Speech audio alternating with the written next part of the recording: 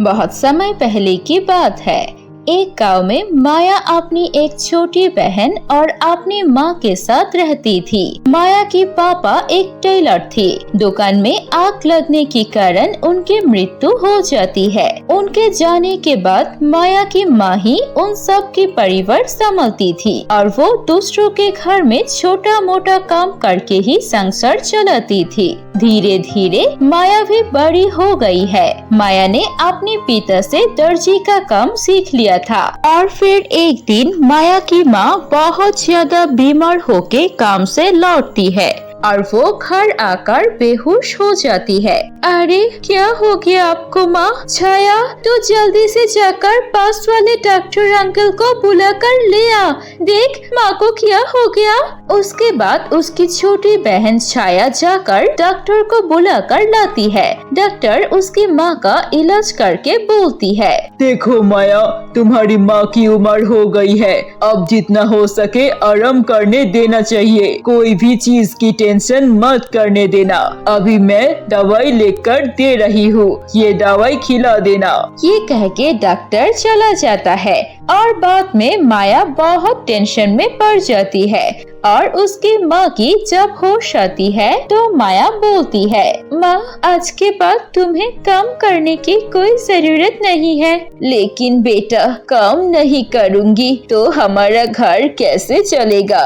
मैंने पिताजी से जो भी सिलाई का काम सीखा है मैं उससे इस्तेमाल करके फिर से पापा की ट्रेलर का दुकान खोलना चाहता हूँ। लेकिन बेटा तुम्हारे पास ना है दुकान और ना कोई कपड़ा, तुम दुकान कैसे खोलोगे? मेरे पास एक आइडिया है, क्यों ना हम इस घर को गिरवी रख दे और उससे जो पैसे मिलेंगे उस पैसे से मैं दुकान फिर से चालू करूँगी और उसी से मैं आपका बहुत ही अच्छे से इलाज कराऊंगी और छाया के लिए भी बहुत अच्छे स्कूल में एडमिशन दिला दूंगी। बेटी हमारे पास सिर्फ यही एक घर बचा है और कुछ नहीं है, लेकिन मैं तुम पर पूरा भरोसा करती हूँ, इसलिए मैं तुम्हें अपनी ये घर गिरवी रखने की अनुमति देती हूँ।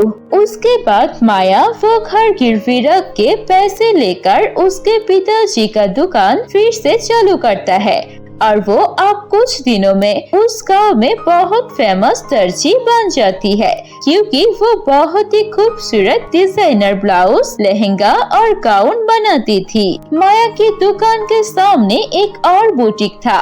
उस बुटीक के मालिक ये देख के बहुत जलती है। अरे पहले उसके पिता थे, अब इसकी बेटी फिर से आ गई। मैंने सोचा था कि उसके पिता के मरने के बाद मेरा दुकान बहुत अच्छे से चल रहा था, लेकिन अब ये आ गई है। पहले इसके पिता के कारण मेरे दुकान में कोई भी कस्टमर नहीं आता था, अब उसकी बेटी भी आ गई है, इसके कारण मेरे बिजनेस कम हो गया है। मुझे इस माया का कुछ न कुछ करना पड़ेगा। कुछ दिन और बीत जाते हैं। एक दिन माया के दुकान में एक बहुत ही अमीर औरत आती है और माया से बोलती है, देखो बेटी, मैं तुम्हारी दुकान के बारे में बहुत ही अच्छा सुना है। मैंने पहले तुम्हारे पिता की दुकान से भी कपड़े सिला कर लेती थी। कुछ दिन में मेरे घर में एक बहुत ही बड़ा फंक्शन है, इसलिए मुझे 100 साड़ी और 100 ब्लाउज चाहिए। पैसों की कोई चिंता मत करना, मैं तुम्हें काम खत्म होते ही सारा पैसा दे दूंगा। आप बिल्कुल भी चिंता मत कीजिए, आप निश्चिंत रहिए, मैं आपके घर के फंक्शन के पहले ही 100 साड़ी और ब्लाउज बना कर दे दूंगी। उसके बाद माया बहुत खुश हो जाती है। वो मन लगाकर काम करती है और कुछ दिनों में उसका ऑर्डर पूरा हो जाता है। जिस दिन उसका ऑर्डर पूरा हो जाता है वो उस दिन अपने घर में मिठाई लेकर जाती है और अपनी माँ को बोलती है, माँ ये लो मिठाई खाओ। इसकी क्या जरूरत थी बेटी, तेरे पास पैसे आ जाने दे, फिर ये खर्च करता। माँ सिर्फ आज रात की ही तो बात है, उसके बाद हमारे घर गिरवी से छुड़ा लेंगे, हमारे पास पैसे आ जाएंगे और हम तुम्हारी इलाज के लिए बड़े से डॉक्टर के पास जाएंगे और अपनी छोटी का भी बहुत ही अच्छी स्कूल में एडमिशन कर देंगे। ऐसे खुशी होके बात करके तीनों अच्छे से खाकर सो जाती है। दूसरी तरफ बुटीक के मालिक को जब ये पता चलता है कि कल माया का 100 साड़ी और ब्लाउज की डिलीवरी है तो उसे बहुत जलन होती है और वो सोचने लगता है, अगर माया ने ये ऑर्डर कंप्लीट कर लिया तो वो मुझसे भी ज्यादा अमीर बन जाएगी और वैसे भी मशहूर तो है ही, सारे लोग उसके पास जाएंगे। मुझे कुछ भी करके उसको इस ऑर्डर कंप्लीट करने से रोकना पड़ेगा। ये सोचते हुए वो बुटीक के मालिक रात के अंधेरे में माया के दुकान के बाहर जाती है और दुकान में बहुत सारा चूहा छोड़ देती है। वो सारे चूहा रात में उसके बहुत से कपड़े में छेद कर देती है। अगले दिन जब वो औरत अपनी डिलीवरी लेने आती है तो वो देखती है उसकी बहुत साड़ी और ब्लाउज में फटा हुआ है। ये देखकर वो बहुत गुस्सा करती है और माया को बोलती है, ये क्या बहुदमजक है, मेरे इतने अच्छे कपड़ों को नष्ट करने की तुम्हारी हिम्मत कैसे हुई? ये देखो क्या हालत बना दिया। मुझे ये सब सारे कपड़े के पैसे मुझे आज ही वापस चाहिए। मुझे कुछ दिन के समय दीजिए, मैं अभी तो आपके पैसे नहीं लौटा सकती। मुझे भी नहीं पता कि मेरे दुकान में एक रात में इतने सारे चूहे कहाँ से आ गई। कल तक तो मेरी दुकान बिल्कुल ठीक ही थी। ठीक है, मैं तुम्हें कल तक का समय देती हूँ। अगर तुम मुझे पैसे नहीं दे सकते तो मैं तुम्हें पुलिस के हवाले कर दूंगी। ये कह के वो औरत चली जाती है। माया बहुत ही ज्यादा परेशान हो जाती है। माया मन ही मन सोचती है और वो चलने लगती है। पता नहीं कहाँ चलती है लेकिन वो चलने लगती है। ये क्या हो गया? आज तो मेरे घर में सारी खुशियाँ आने वाली थी, लेकिन मेरी खुशियों को किसकी नजर लग गई? भगवान तो हमेशा हम गरीब के साथ ऐसे क्यों करते हैं? मैंने सोचा था कि अपनी माँ का इलाज करवाऊंगी।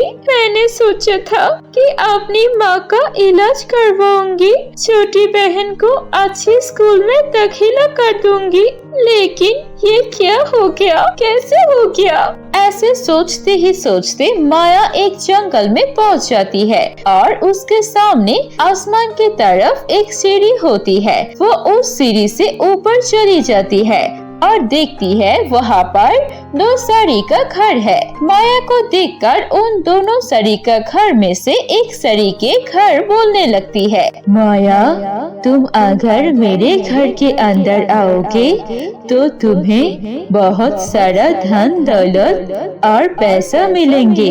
तुम जल्दी से मेरे घर के अंदर आ जाओ। माया, मेरे घर के अंदर एक बूढ़ी औरत है जिसे पानी की बहुत जरूरत है और उसे पानी पिलाने वाला कोई नहीं है। क्या तुम उस बूढ़ी औरत को थोड़ी पानी पिला सकोगे? नहीं तो वो मर भी सकता है। मुझे अभी बहुत ज्यादा पैसे की जरूरत है, लेकिन मैं फिर भी दूसरी साड़ी के घर में जाना पसंद करूंगी, क्योंकि मेरे माँ ने बोला है जो भी मुसीबत में फंसे लोगों की मदद करती है उसकी मदद खुद भगवान करते हैं, इसलिए मैं आपके घर में ही जाऊंगी। ये कह के माया वो दूसरी साड़ी के घर में घुस जाती है और वहाँ पर देखती है कोई भी बूढ़ी औरत नहीं है, बल्कि बहुत ज्यादा सोना और खजाना है। फिर वो दूसरी साड़ी के घर बोलने लगती है, माया, हम दोनों तो बस तुम्हारी परीक्षा ले रहे थे। हम देख रहे थे कि तुम कौन से घर चलती हो। तुम्हारा दिल बहुत साफ है। तुमने इस घर को चुना, इसलिए इनाम के तौर पर इस घर के सारे धन दौलत और सोना तुम्हारे है। तुम इन्हें ले जाओ और ले जाकर अपनी सारी समस्या का समाधान कर लो। ये सुनकर माया बहुत खुश होती है। वो सारी के घर को धन्यवाद देती है और वो सारे गहने लेकर घर आ जाती है और फिर उसी पैसों से वो अपनी सभी कर्जा चुका देती है और अपनी माँ का बहुत ही अच्छे हॉस्पिटल में इलाज करती है और छोटी बहन को बहुत अच्छी स्कूल में डाल देती है और देखते ही देखते वो तीनों बहुत अमीर बन जाती है और खुशी खुशी रहने लगते हैं।